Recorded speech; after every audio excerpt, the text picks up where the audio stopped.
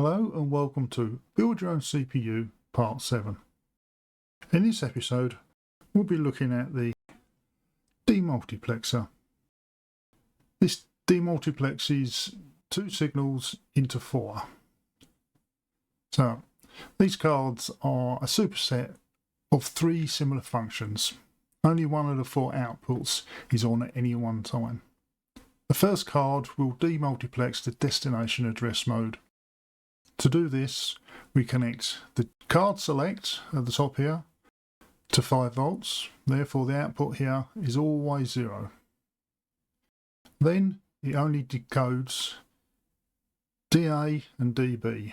So the first two bits of the instruction byte is the destination addressing mode. So we've got 00, 10, 01 and 11 that can come in. So to start with, we've got a 0 here and a 0 here coming in A and B. So we get 0, 0, and the chip select is on 1. So we've got a 0 there. So 0, 0, 0 means we get a 0 here, which means we get a 1 on the output. So chip select selected, or card select selected, data A at 0, data B at 0, this output comes on, and all the others will be off. That's addressing mode memory direct, not memory addressable. Then we have addressing mode R1, that will be a 1 on A and a 0 on B. Now if we feed through to here, we'll have a 1 on one of these inputs. These are NOR gates, so we'll have a 1 on the output, which will make that a 0. All four of these all decode in the same way. We just change the signal coming in. If we've got a 1 here, comes through here, through this inverter, we've now got a 0. So a 0 on A and a 0 on B feeding down through here. We've now got 0, 0, 0. So 0 on the output gets inverted and it gives us a 1. Addressing mode 1 will come on when that's on. And again, with this one here, they'll be round the other way. So we'll have a 0 on A, a 1 on B. B's inverted through here. We've got a 0 there. A 0 from A comes through into here. So we've got 0, 0, 0, 0 there, which gives us a 1 out, which is R2's addressing mode. Or if A and B are both 1s, so we've got 1 would feed through to there, so that wouldn't be on. 1 would feed into here, won't be on. And this one would have a 1 on, so that wouldn't be on. But both of them get inverted here, and they both feed through to the bottom one. So we'd have a 0, 0, and the card select to be 0. 0 there, which gives a 1 out here. That's for your direct addressing mode, or immediate addressing mode. Only one of these would be on at any one time. If you wanted to use this for the source addressing mode, instead of feeding bits 0 and bit 1 in here, you'd have bits 2 and bit 3. And it will decode the same way. Now if you was going to do the instruction decoding, you'd have one of these boards connected up with bits 6 and 7 coming A and B, and each of these signals coming out would then be a card select signal, and you'd feed them down to the other cards further down. There's 7 of these in total, and the card select signal would be coming in this input here. So when you've selected card 1, you get a 0 here, and then you'd have bits 4 and 5 coming in here. So on one card they decode bits 4 and 5 if bits 6 and 7 are 0.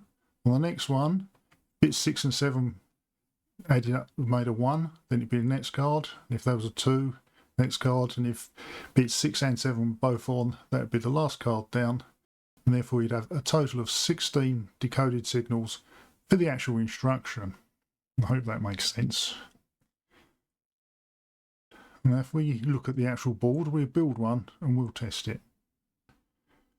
Because there's surface mounted components on there, we'll be using this solder paste. I've made a gun to print it all out based on design by someone else on the internet, but I've improved it over the years to make it stronger to stop me snapping it in half. Now if we have a closer look at this board. Here we have the 2 to 4 way demultiplexing board. Top left hand corner here we have the supply input with decoupling capacitor and magic blue smoke resistor, and that feeds down to these two connections down here. They feed off to other boards below. It's just a straight bus straight away through. Now on the left we have the input. This is the instruction decoder input. So this board can do the demultiplexing of the instructions and the addressing modes. It also functions as a card select board, so there's a total of how many is it now? 1, 2, 3, 4, 5, 6, 7 of these. I just looked around and looked at the computer. There's 7 of these in the system. So if we just look at the addressing mode, if we look at the destination addressing mode, which is bits 0 and bits 1. So we'll be interested in these two bits here, R0 and R1. They're called R because they come from the R bus register. And they all feed in here. So all 8 bits, actually, you can see the bits through there, actually feed this bus here, which is a data bus basically. Well, a data bus, it's the instruction goes through here. And it feeds up and is connected to these 8 connections here and these 8 here, so they can pass through to other boards, and it also comes in here. So what we'll be doing is, this only needs 2 bits. If we're doing bits 1 and 0, we'll be putting a link across here and a link across here. So if we wanted to do the source signals, which is bits 2 and 3, we'd link from 2 to there and 3 to there, because these are just common and feed into the decoder. Now also on this, there's a card select. It's like a chip select. So we've got these bits up here. And so there'll be a link across one of these, depending which card is you're selecting. Now when you're doing the source and destination addressing mode decoupling, you don't need them. We will just have a link across here to permanently enable the board. But when you're doing the instruction decoding, you've got to decode 16 different values, and this can only do 4 at a time, so there will be 4 boards, and there'll be another one of these boards that actually decodes which card is doing the instruction. We've got signal comes in, then these transistors here are just inverters. So you'll end up with the bits from there plus their inversion. So there's 4 possible combinations now. These are 4 AND gates. We've got bit 1 and bit 0 are both zeros, you'd have this one on. If you've got 1 0, you'll have this one on. If you've got 0 1, it'd be this one, and if you've got 1 1, it'd be that one. And this is just part of the chip select to enable these. Then those signals will feed out to these bunch of connectors. Now the idea was that if I was doing the instruction decoding or the source and destination decoding, I'll just put links across here to connect on here. And if I was using this card as a card select decoder, I'd put links across there. But due to my bad building this board, I've had to put links directly across here, and if you look on the actual CPU you'll find that the wires are different. I've actually modified this for on any future board I made, so it's just straight links. Now this bit here, this is all the outputs that can possibly be. If you remember the instruction word, you've got the bottom 2 bits of the destination. So you've got 4 possible combinations there. Only one of these will ever be on at a time.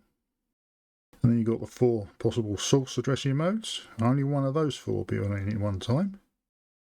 And then you've got another 16 here. Well, these are the possible 16 instructions, so only one of those will ever come on at any one time. So what happens is this comes out, and it comes out on these bits here, the first 4. Well, if you're doing the destination, they're the wrong ones. But on the next board over, as you see here, this will feed down onto this on another board. it will step across. See if I can find another board. So let me get another board. Let's get it around the right way. Round that way. Let's zoom this out a bit. There we go. When the top board here has done its decoding, it puts the bits out onto these four here. But when they get linked across to the next board below, they come in here and they actually angle over and come onto the next four. And when this one is linked onto this board, they come straight onto this one, and this one angles them over another 4 places. As we work our way down all the different boards, we'll end up with this very first one here coming out on this bottom one here. So we have to make sure we do all of the instructions. So we'll have the destination decoder, and the next one down will be the source decoder, and then we'll start doing the instruction decoder for the first 4 bits, then the next one, and the next one, the next one, so there's more of these all the way down. And the very top one out of them all, in shot, would be the card select. So all these bits coming here, and the card select will be on the top 2 bits, and it will be decoding the card selects for the bottom 4 of these, which do the instruction decoding. So the signals here, these ones here, actually pass all the way through. So these signals are actually these signals as well. So they are all copy across here. So you see there's another bus running down here. Let's bring that back in again. So the card select go down, and then when they reach the bottom 4, they would come in here. You'd have a link across here to whichever card you want to select. So we've got 4 groups of 4 for the instruction decoder.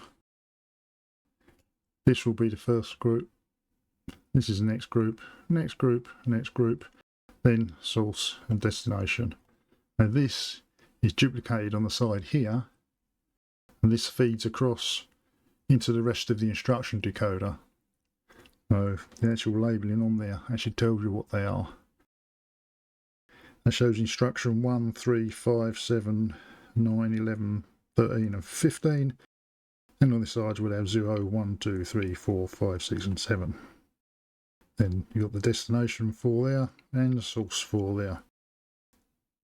So by making the destination and source addressing modes on separate parts, I can then build a simple decoder for this. I only need a few bits of logic. These 2 groups feed out to very similar boards that feed the addressing mode instructions, and then I only have to worry about the actual instruction decoding with these bits. So I'm trying to do it in 2 parts to make the instruction decoder as small as possible.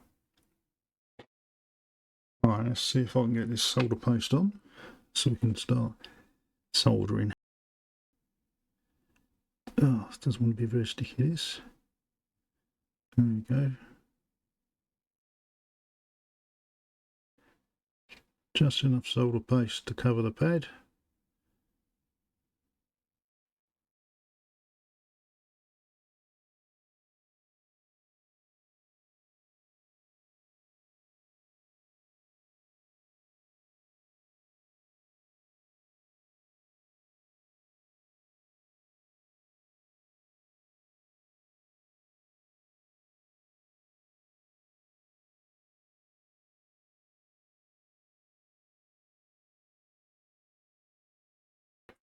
Let's start with the P channels. I've got hold on a minute, let's move that over there, see if we can get this undone. So many P channel MOSFETs do we need? Oops, flashed the camera. We need 1. Look on the board, actually it's got it marked on there. Let's see what we got. We got 1, 2, 3, 4, 5, 6, 7, 8, 9, 10, 11, 12, 13, 14, 15 P channels. Turn them off. 1, 2, 3, 4, 5, 6, 7, 8, 9, 10, 11, 12, 13, 14, 15. there, start placing these. It's all rather fiddly.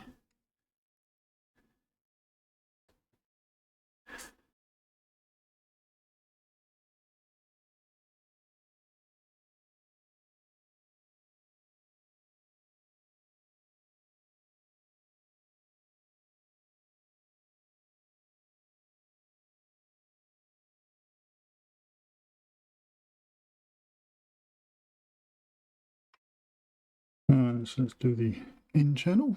Oh yeah, we got there. That's 115.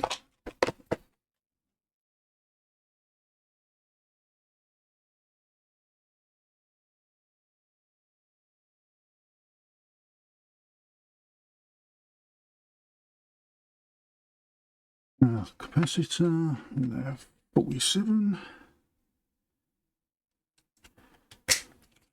And 100 ohm resistor.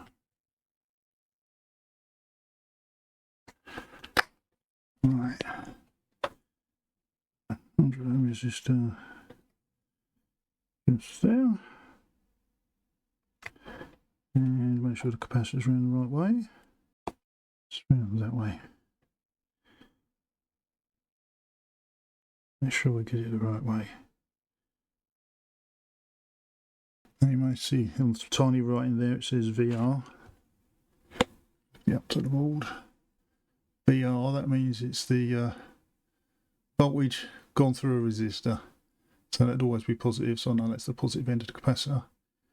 Don't put your capacitors on back to front and make sure they're high enough voltage, otherwise they will explode.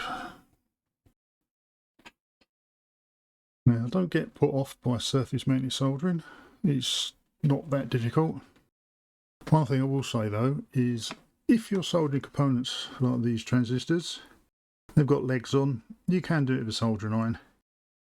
And that capacitor there should be okay because it's actually got little metal pads. But that resistor there, best not to do with a soldering iron if you can help it, because when you melt one side, that solder then solidifies. When you melt the other side, that's fine, but when that solidifies, it then puts stress on the resistor as it cools down and can snap them in half. You also get capacitors like that as well. Right, I hope this isn't too noisy near the microphone. Let's start melting the components. Yeah, we will start over here. Tell you what, I'll turn that round. Move the mic a bit away. Move the hot air gun away from the mic a bit.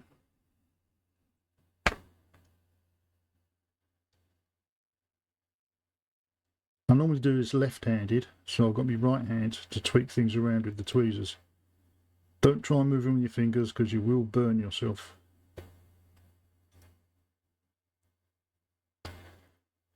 And if you're like me getting old, you have to wear a headset with magnifying glasses on to see what you're doing as well. Right, come on, Mr. Resistor, start to melt. There we go. That should strain itself out. Oh no, it's going to wander. Let's try and pull it back. Now it's better.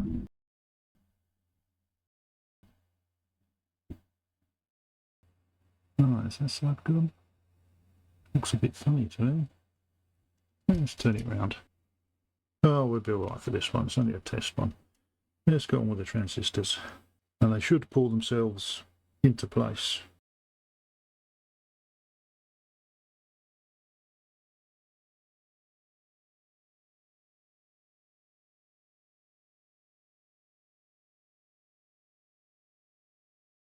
That should be connected well enough.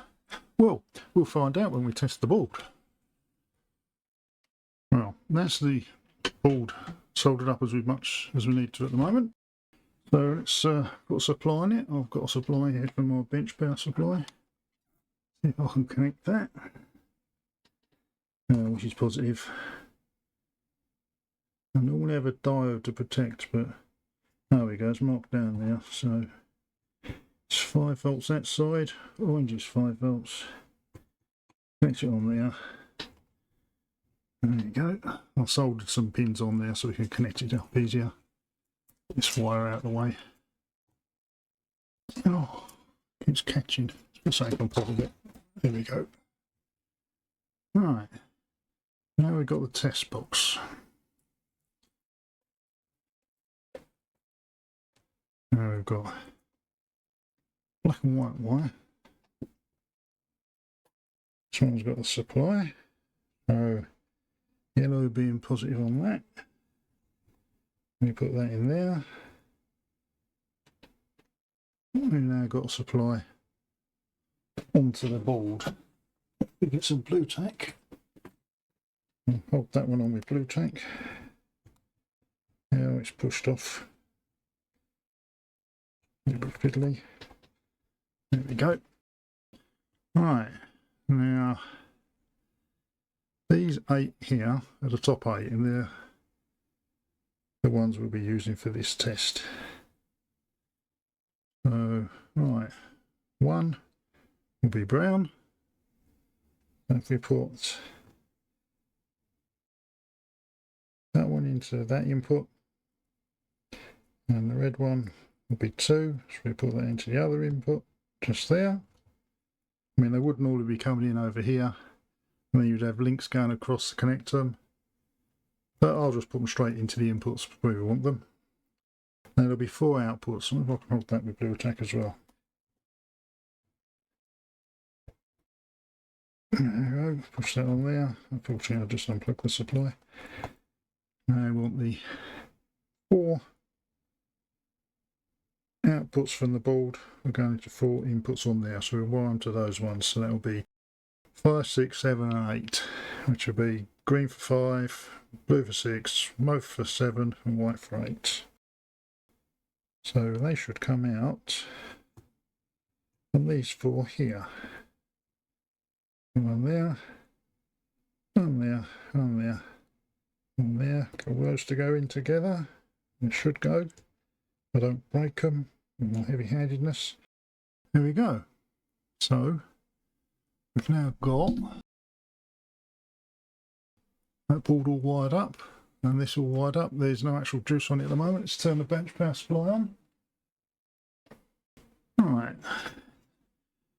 We've got these 2 inputs over there. Oops, don't pull those out. Which is these ones. So up I believe is 0. So 0, 0. Given, well, we've got 5, number 5 coming on, but I wired this back to front. So that's the first output. And if you've got 0, 1, you've got the next. If you've got 1, 0, you get the next. You've got 1, 1, we got the next one. And you see these lights come on to let you know you're turning the signal on or off. So that board's all working. Oops, that's me jogging the power supply.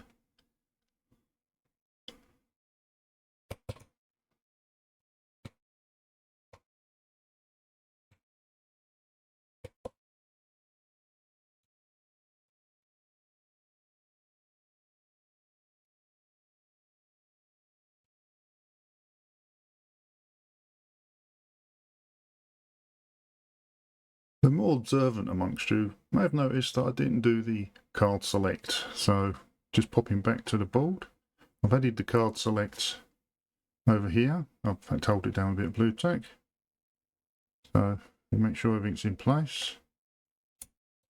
Right, so card select's on number 4, so if that's off, no matter what we turn on the 2 inputs, we get no outputs.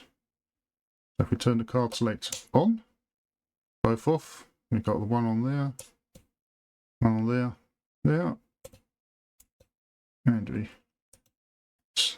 switch up the same as we did before. Turn the card select off, and everything goes off. So we can select each card individually.